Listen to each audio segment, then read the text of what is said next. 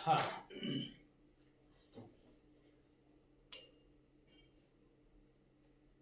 विद्यार्थ्यांनो नमस्कार. मी संदीप ससाने सर. आज या लेक्चरमध्ये तुमचं स्वागत करतो. पोरांनो, आपण दररोज संध्याकाळी घेतो. आता सध्या सुट्ट्या आहेत तुम्हाला, म्हणून आपल्या क्लासचा टाइम बदलत आहे. तुम्हालाही थोडं बदलावं लागेल. ठीक आहे. माझ्या वेळेनुसार आपण ॲडजस्ट करत असतो. तर आज आपण एक नवीन मुद्दा घेऊया. आपला रेग्युलरचा जो विषय असतो तो विषय घेण्याच्या आधी आपण एक पुरा आवाज येतो व्यवस्थित सम्यक भाऊ? हो सर. ठीक आहे. तुम्हाला एक आपण जी के शिकत असताना काहीतरी 5-10 मिनिटाचं एक तुम्हाला नवीन काहीतरी सांगत असतो. ठीक आहे. तर ते मी जे सांगतो ते इथं काही बोर्डवर लिहितो किंवा मी बोलतो ज्या विषयासंदर्भात ते तुम्हाला वहीमध्ये लिहून घ्यायचं आहे. ओके. बघा, पॉवर्टी काहीतरी एक शब्द आहे, POVERTY, आणि याला मराठीमध्ये म्हणतात दारिद्र्य किंवा गरिबी. दारिद्र्य किंवा गरिबी म्हणतात. गरिबी. तर गरिबी म्हटलं की आपल्याला वाटतं गरीब हम नाही आहे. गरिबीची व्याख्या प्रत्येक जण वेगवेगळ्या पद्धतीने करत असतो. कुणाला वाटतं की उदाहरणार्थ सम्यक भाऊला किंवा आर्यशीलला माझ्याकडे 10 रुपये आहेत आणि सांच्याकडे काहीच नाही आहे, म्हणजे मी श्रीमंत आहे, ती गरीब आहे. किंवा आणि दुसरं काही जण वेगळ्या व्याख्या करतात. काही जणांना वाटतं की आमच्या घरी 4 व्हीलर गाडी आहे किंवा आणखी कार आहे किंवा आणखी 2 व्हीलर आहे, सायकल वगैरे आहे, आम्ही श्रीमंत आहोत. अशी व्याख्या केली जाते. म्हणजे प्रत्येकाची वेगवेगळी व्याख्या असते. परंतु पोरांनो, भारत सरकारने किंवा आपल्या केंद्र सरकारने एक दारिद्र्याची किंवा पॉवर्टीची एक वेगळी व्याख्या केलेली आहे. ती व्याख्या अशी आहे की कुणासोबत कुणाची तुलना न करता गरिबीची व्याख्या केलेली आहे. म्हणजे समजा मला वाटलं की मी ना अंबानीच्या तुलनेत थोडा कमी गरीब आहे. अंबानी, टाटा हे उद्योगपती आहेत मोठे मोठे. यांच्या बरोबर म्हणजे मी सगळे जर त्यांच्यासारखे श्रीमंत झाले म्हणजे तो देश श्रीमंत झाला असं जर म्हणलं आपण करू म्हटलं तर ते कधी कंप्लीट होईल का? नाही. टाटा किंवा अंबानी किंवा हे जे मोठे उद्योगपती आहेत, आपण तेवढे श्रीमंत होईपर्यंत ते तिथंच बसतील का? नाही. थांबा, सर येत आहेत आपल्यापर्यंत. आता माझ्याकडं 100 अब्ज डॉलर किंवा 100 कोटी रुपये आहेत. कुणाकडं? टाटाकडं, रतन टाटाकडे किंवा टाटा इंडस्ट्रीकडं किंवा अंबानीकडं, यांच्याकडे आहेत. आणि मग ते म्हणतील का थांबा ससाने सर येत आहेत, त्यांना 100 अब्ज म्हणजे 100 कोटी रुपये ते म्हणजे जमा होईपर्यंत आपण बसून राहू, आपण काहीच करायचं नाही, असं होईल का? ते पण काम करत राहतील, ते आणखी त्यांची संपत्ती वाढवतील, आपण आपली संपत्ती वाढवू. मग हे कधीच दरी भरून येत नाही. म्हणजे हे गरिबी कधी संपुष्टात येईल का? येणार नाही. त्याच्यामुळं सरकार काय करते किंवा केंद्र सरकारने काय ठरवलं की कुणासोबत कुणाची तुलना न करता दारिद्र्य कसं किंवा गरिबी कशी संपवायची, कुणासोबत कुणाची तुलना न करता त्यांनी एक क्रायटेरिया ठरवला. म्हणजे ज्या व्यक्तीला कोणानो तुम्हाला आता हसू येईल किंवा येणार पण नाही, आम्हाला येतं थोडं थोडं हसू.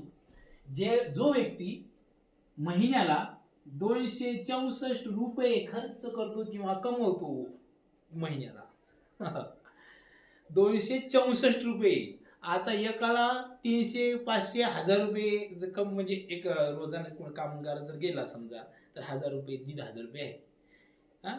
तर त्यांना महिन्यामध्ये 264 रुपये जर त्यांनी कमवलं तर तो गरीब नाही.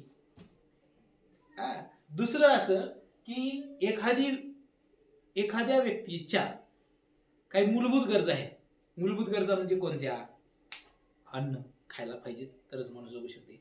निवारा म्हणजे घर पाहिजेच तरच माणूस उन्हापासून, थंडीपासून, वाऱ्यापासून, गरमीपासून वगैरे संरक्षण करू शकते. अन्न, निवारा, त्यानंतर वस्त्र, कपडे पाहिजेत चांगले. अन्न, वस्त्र, निवारा, शिक्षण पाहिजे चांगलं. आणि आरोग्य म्हणजे दवाखान्यासाठीचे पैसे पाहिजे, दवाखान्यात जाण्यासाठी पाहिजे ना.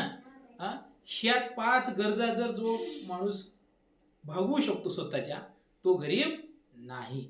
असं शासनाने सांगितलेलं आहे. कळलं का? म्हणजे गरीब कुणाला म्हणणार की ज्या व्यक्तीला या 5 गरजा भागवू शकत नाही, जो व्यक्ती ह्या 5 गरजा भागवू शकत नाही. कोणकोणत्या? अन्न, वस्त्र, निवारा, आरोग्य.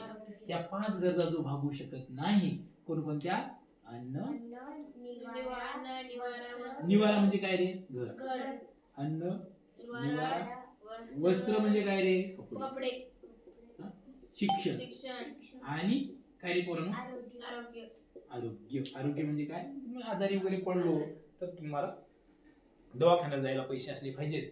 ह्या 5 गरजा जो भागवू शकतो त्याला सरकार गरीब म्हणत नाही. जो महिन्याला 264 रुपये कमवतो तो गरीब नाही. आता अन्वीकडे पण 264 रुपये असतील आणि काही गरीब नाही. माझ्याकडे 264 रुपये आहे. आता आर्यश्रीकडे पण राहू शकतो 264 रुपये. पण महिन्याला 264 रुपये जो स्वतः कमवतो तो गरीब नाही. अशा पद्धतीची दारिद्र्याची व्याख्या करून सरकारने केलेली आहे.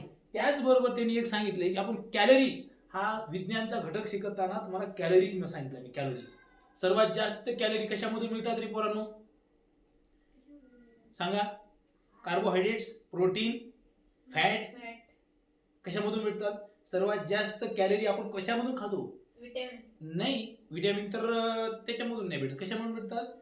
तर कार्बोहायड्रेट्स, कर्बोदके आहे की नाही? म्हणजे गहू, तांदूळ हे जे खातो ना आपण त्याच्यापासून सर्वात जास्त हे भेटतं, आपलं कॅलरीज भेटतात. म्हणजे जो व्यक्ती दररोज 2400 कॅलरी खातो हा,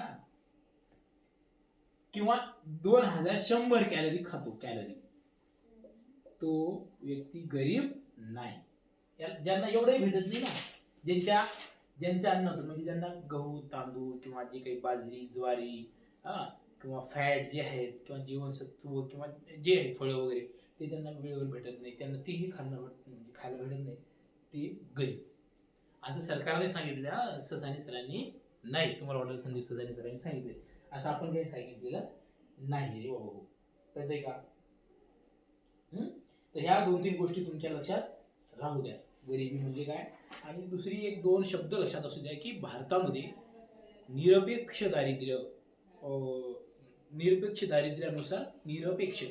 दारिद्र्यानुसार दारिद्र्याचं मोजमाप केलं जातं. कशानुसार? निरपेक्ष म्हणजे काय? कुणासोबत तुलना न करता काय केलं जातं पोरांनो? दारिद्र्य ठरवलं जातं. कोणत्यानुसार? निरपेक्ष. दारिद्र्याचे 2 प्रकार आहेत. एक आहे निरपेक्ष, दुसरा आहे सापेक्ष. एक आहे निरपेक्ष आणि दुसरा आहे सापेक्ष. सापेक्ष म्हणजे तुलना करून आपण दारिद्र्य ठरवतो का कोणासोबत? तर नाही. सापेक्ष आणि निरपेक्ष. मग आपण निरपेक्ष दारिद्र्य काय करतो पोरांनो? निरपेक्ष दारिद्र्यानुसार भारतामध्ये दारिद्र्य ठरवलं जातं. ठीक आहे, चलो कोई बात नाही. इतकं तुम्हाला